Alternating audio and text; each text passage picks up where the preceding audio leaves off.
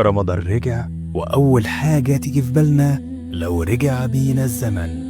لو رجع بينا الزمن كنا هنتمسك أكتر بالمسجد، لأن رمضان مش بس صيام عن الأكل والشرب، رمضان فرصة عظيمة جدا نرجع بيها لربنا. ولو الزمن مرجعش الفرصة دي ممكن تضيع للأبد. عايزك يا صاحبي كل مرة يجي وقت الصلاة وتقول أصلي في البيت كله زي بعضه، اسأل نفسك لو رجع بيك الزمن كنت هترضى تسيب مكانك فاضي في المسجد؟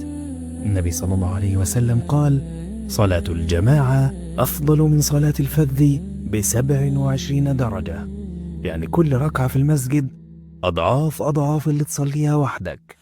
ولو رجع بيك الزمن عمرك ما كنت هتسيب 27 درجة وتكتفي بواحدة. تخيل يا صاحبي كل خطوة تاخدها من بيتك للمسجد ربنا يرفعك بيها درجة ويغفر لك بيها خطيئة، والملائكة تدعي لك طول ما انت قاعد: اللهم اغفر له، اللهم ارحمه. لو رجع بيك الزمن كنت هتجري للمسجد على طول عشان ما تضيعش الدعوات دي، لكن لما تكسل وتفضل قاعد في البيت يفضل مكانك فاضي، والفراغ ده شهادة عليك إنك كنت غايب عن الأجر. ولو رجع بك الزمن ما كنتش هتخلي الكرسي الفاضي يشهد على إنك اتأخرت أو اتخلفت.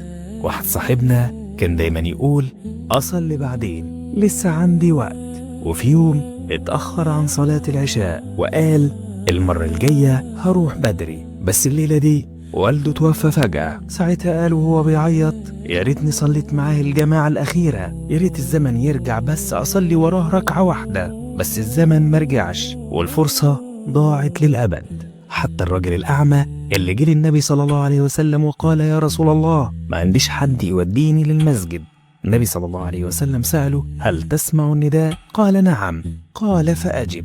لو رجع بك الزمن ما كنتش هتدور على أعذار، كنت هتدور على طريقة تكون بيها مع الجماعة. طب وانت دلوقتي يا صاحبي بصحتك وعافيتك ايه العذر اللي باقي ليك؟ رمضان فرصة، والفرصة لو ضاعت مش هترجع تاني. اللي حافظ على صلاة الجماعة في رمضان يثبت عليها بعدين. ولو رجع بك الزمن كنت هتبدأ من أول ليلة، ما كنتش هتستنى. قال الله تعالى: واركعوا مع الراكعين، يعني ما تعيش لوحدك، صلي مع الناس وخليك مع الصف. لو رجع بيك الزمن عمرك ما كنت هتسيب الجماعة أو تختار الوحدة. في النهاية يا صديقي قبل ما تفوتك صلاة الجماعة، قبل ما تفوتك الصلاة، قبل ما الكرسي يبقى فاضي، اسأل نفسك: هل تحب يوم القيامة تقول يا رب لو رجع بي الزمن كنت صليت مع الجماعة؟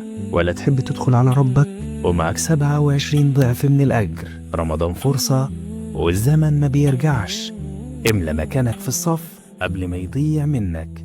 ولو رجع بيك الزمن عمرك ما كنت هتسيب مكانك فاضي في المسجد.